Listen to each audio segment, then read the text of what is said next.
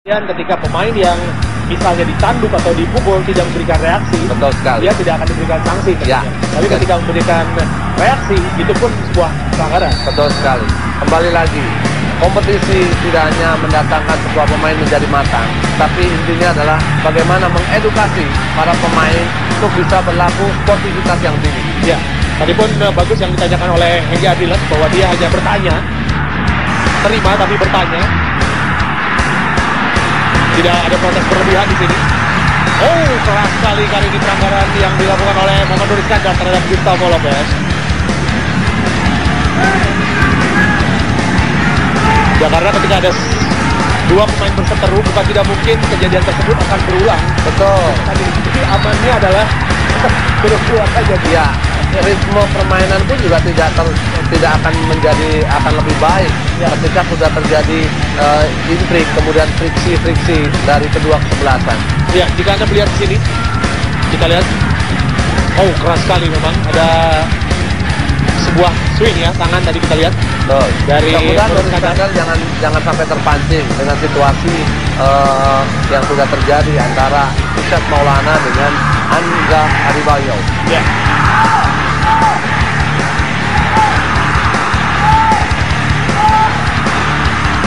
Buat tendangan bebas kali ini untuk Arema, pertandingan semakin memanas dan kedua tim sudah kehilangan masing-masing satu pemain.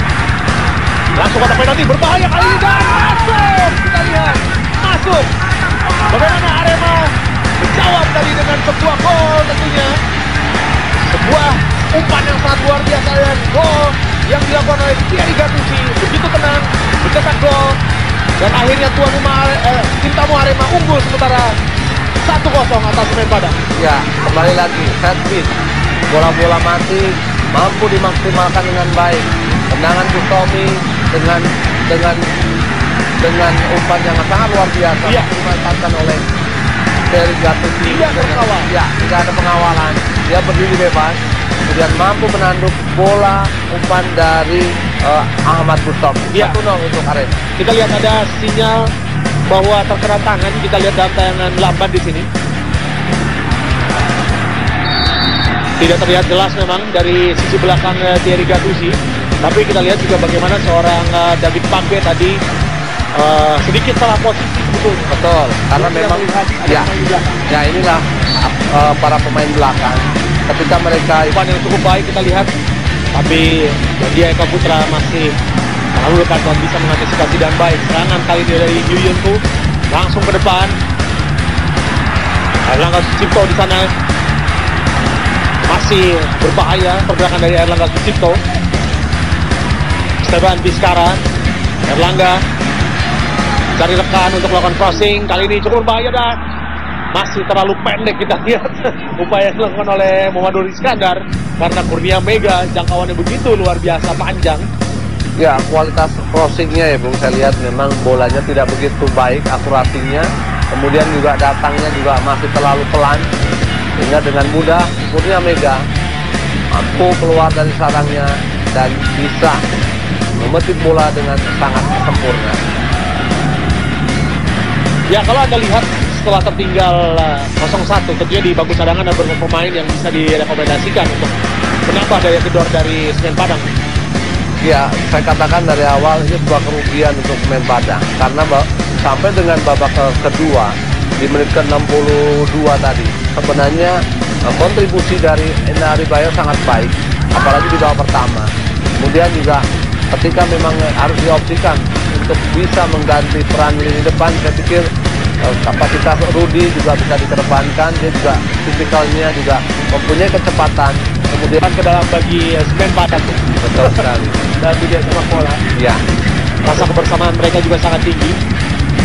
Karena memang terlihat sekali bagaimana pelanggaran yang dilakukan oleh Jenis Padana memang sangat membahayakan. Ya.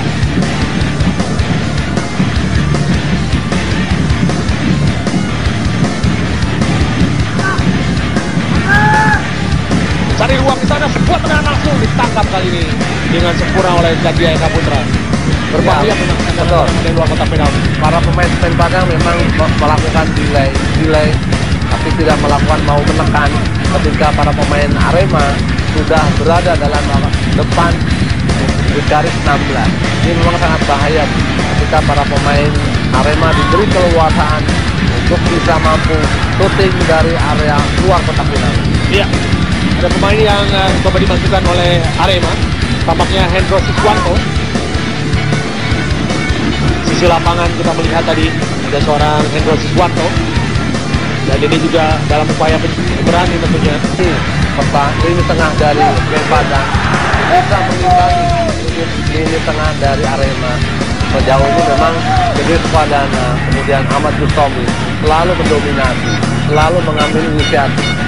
Walaupun memang perform dari Eka Ramdhani juga tidak bisa dipandang karena dengan kontribusinya, kemudian tipping bola-bola cepat dan bola silangnya memang sangat baik sampai dengan babak kedua ini. Yang putar otak yang keras, dengan penampilan baik di dua pertandingan kandang, justru mereka tidak ingin tersungkur di kandang sendiri.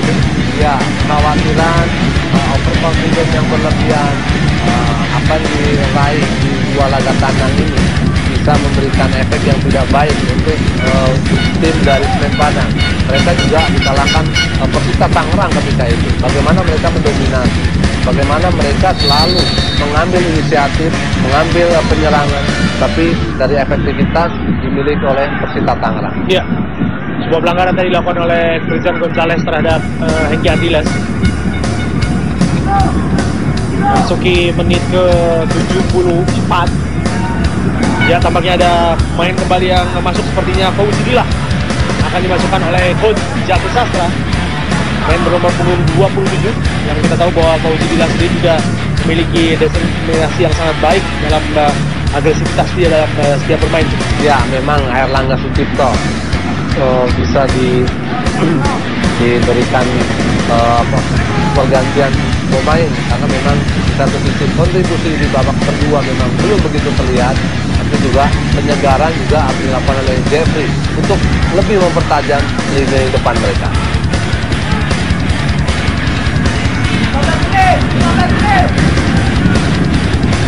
Gustavo Lopez.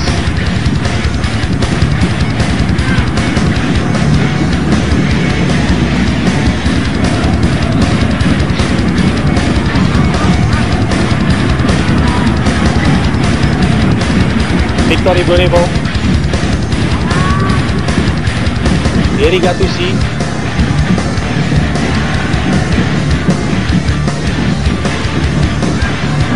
Ahmad Al-Farisi tadi coba untuk melakukan overlapping. Gustavo Lopez, Christian Gonzalez, justru tinggal sendiri yang juga cukup banyak tentunya. Dengan permainan Arema yang sejauh ini juga menguasai bola. Kita lihat ada dua pemain, Ahmad Bustomi dan juga Christian Gonzalez yang akan mengeksekusi tendangan bebas ini. Christian Gonzalez tidak ingin mengambil resiko tentunya, dan dia tadi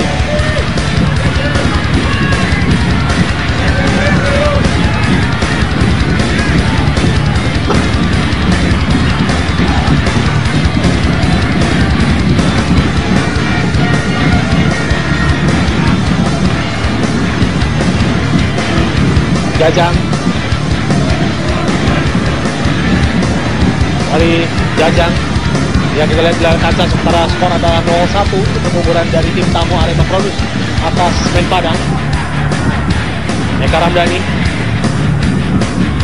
Esteban Vizcara, sayang sekali kurang cermat umpan dari Esteban Vizcara tadi.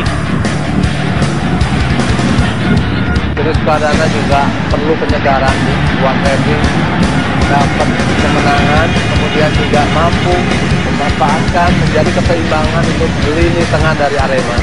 Dan jangan lupa juga Alberto Gonzalez, Christian Gonzalez, lebar kembali Hendro Siswanto, cari rekan di sana, itu tenang dia. Yang masuki kotak penalti dari Semen Padang cukup berbahaya kali ini. Terjatuh.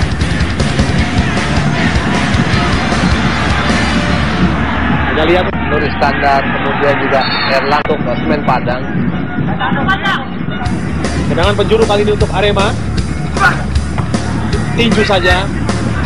Jadi mengambil resiko tentunya, serangan cepat kali ini dilakukan oleh Semen Padang. Oh, ada dorongan tadi. Ada dorongan.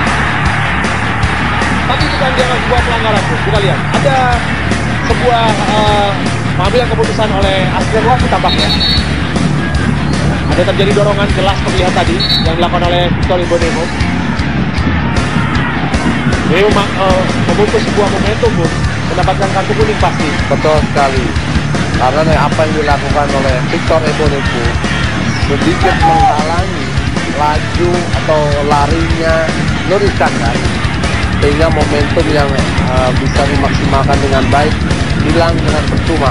Ya.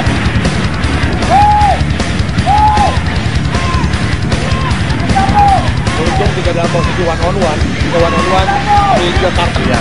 Apakah bola itu boleh langsung atau nunggu peluit dari wasit? Ya. Kali ini bola dihadapi oleh Jajang Kaliama. Kita lihat langsung kotak penalti tadi sempurna oleh para pemain dari kali ini Gustavo Lopez.